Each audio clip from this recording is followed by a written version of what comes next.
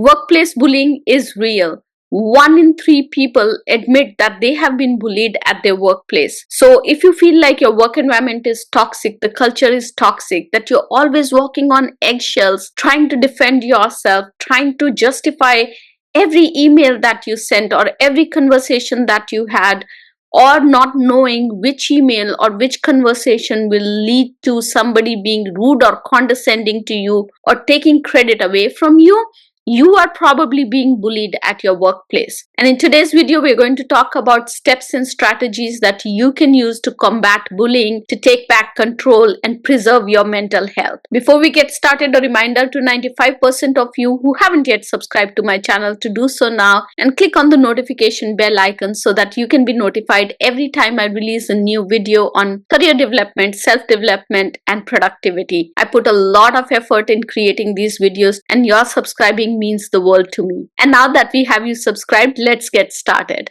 So dealing with bullying in workplace can be exhausting and stressful, and figuring out how to stop it is sometimes not easy. But the reality is that you are not alone, and there are practical steps that you can take to regain control and stop that toxic behavior. And the first step to this process is to recognize the signs of bullying. Bullying is not just about somebody being rude or condescending occasionally. Bullying is repetitive. It's targeted behavior meant to harm you, to belittle you, and to isolate you. This can show up in various forms in a workplace. Criticizing everything that you do, no matter how well you do it. When others appreciate you and this one person says that you did a shitty job, that's a sign that you're being bullied.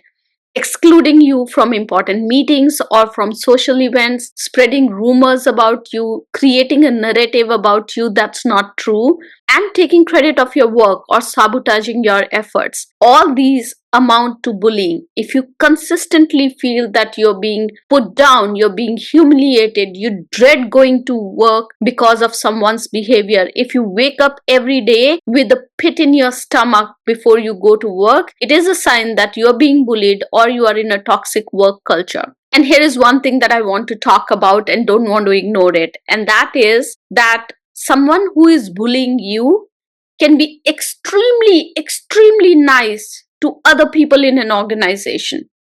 It's not that bullies have meanness written all over their faces. They can be extremely nice to other people. They can come across as empathetic, compassionate leaders for others, but to you, they can be mean, they can be condescending, they can always be pulling you down. It can be a very passive-aggressive approach that they can have. And I've dealt with a bully like that at my workplace who everybody else thought was great. But that person was so mean, so condescending to me all the time, pulling me down, finding trivial mistakes in everything that I presented, that it started affecting my self-confidence. And when you look at that person from somebody else's lens in an organization, he was the best possible manager that anybody could get, because he used to bully me in private and not in public. So that's very important to recognize, because oftentimes there's that duality that exists in a bully, and that makes you question whether you are actually being bullied or it's your perception that you're getting bullied. So keep that in mind as we walk through the next steps. The next step is to acknowledge and not brush off the fact that you are being bullied. Now, our natural instinct is to downplay it. I don't know why, but there is certain amount of shame, certain amount of stigma associated with being bullied.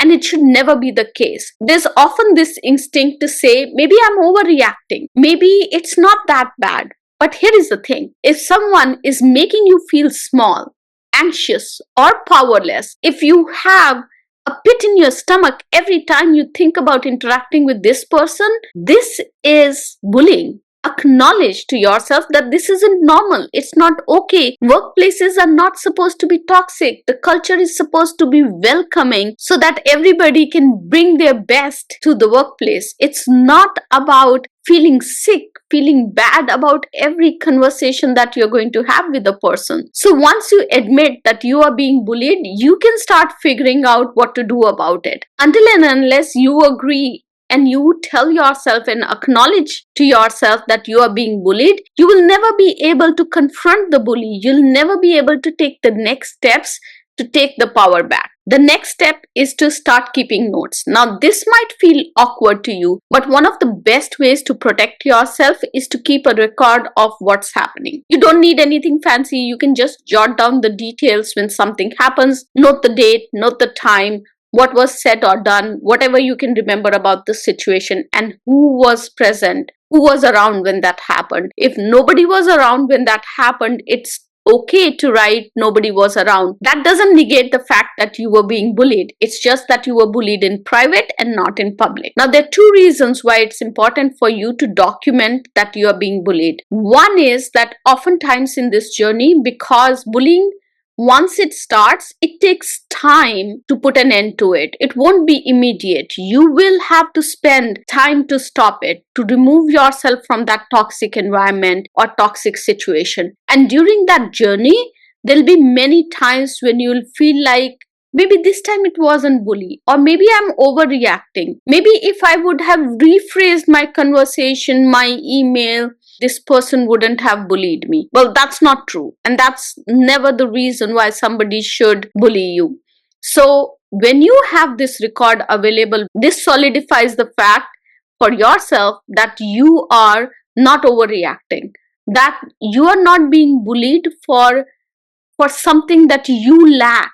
Oftentimes, we have this instinct. We go back to finding faults in ourselves because we think that there's something wrong, because that's what bullies do. They make us feel that there's something wrong with us. And that's what you want to change. So when you're on that journey to change this for yourself, you will need some proof points. And these notes become your proof points. And second is that if you ever need to bring this up later with your manager or with HR, having clear examples makes your case stronger. It's easier for people to ignore vague complaints. But if you have specific instances written down, it's harder for them to brush it off. It compels them to take action. The next step is to talk about it. Find your support network. It can feel really isolating when someone is bullying you, but the odds are that you're not the only one probably who is noticing this.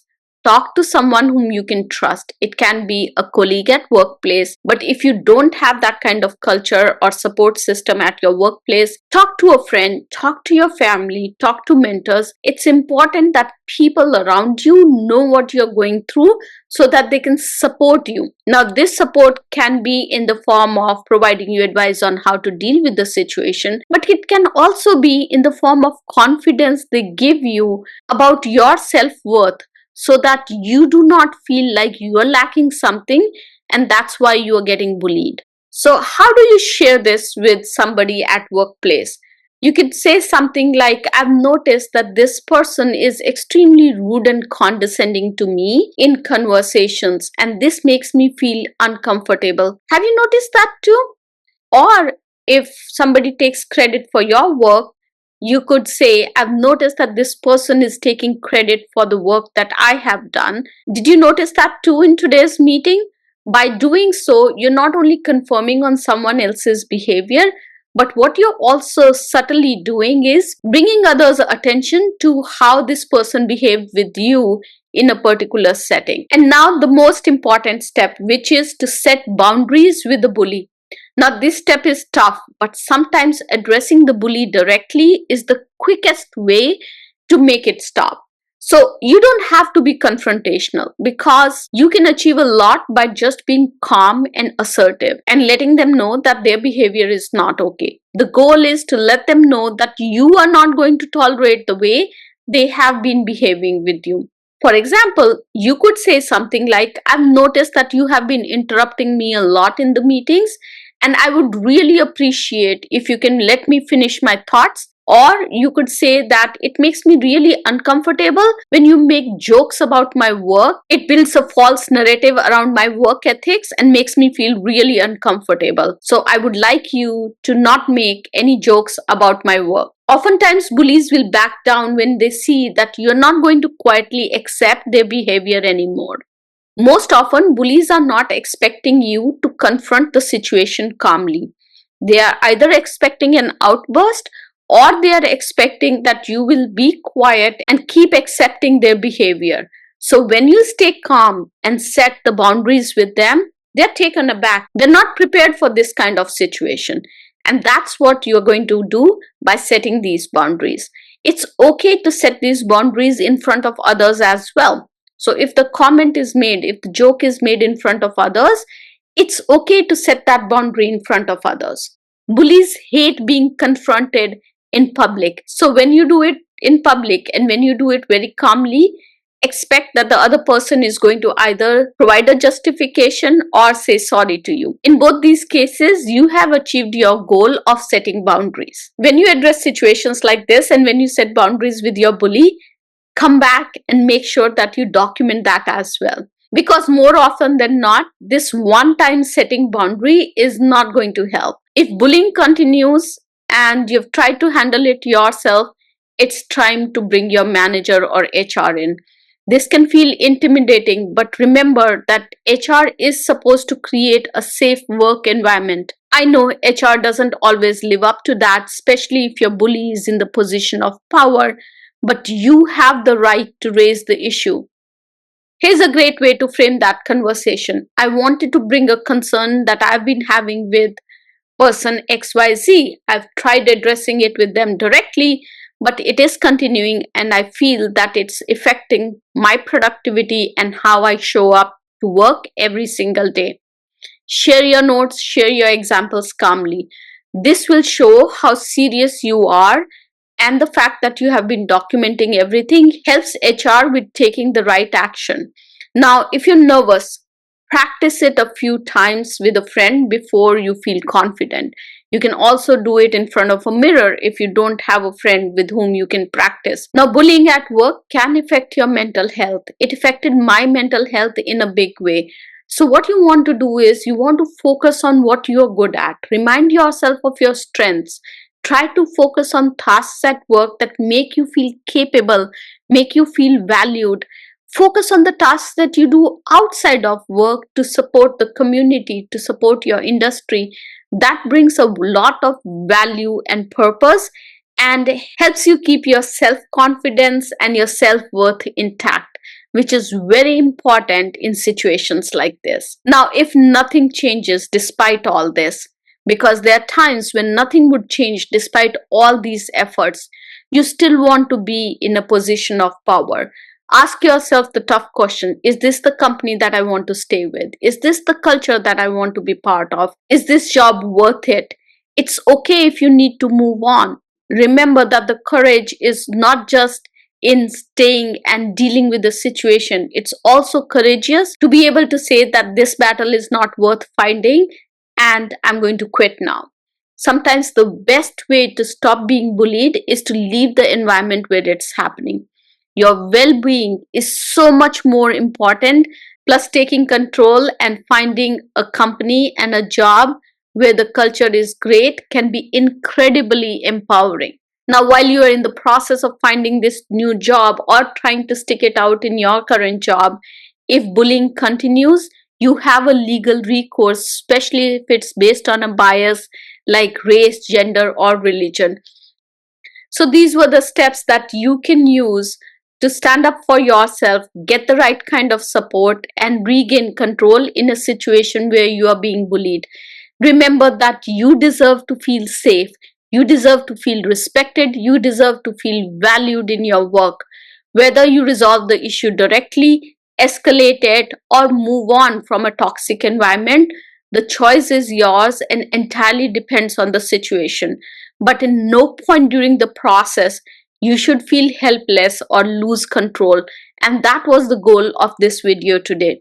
If you liked this video, please like, share, and subscribe. I would love to see your comments if you have been bullied at workplace and how you handled it. There's so much that we can learn from each other. We are building a very strong community here on my YouTube channel, and I love learning from each one of you. I'll see you next week with yet another video. Till then, have a successful week. Bye-bye.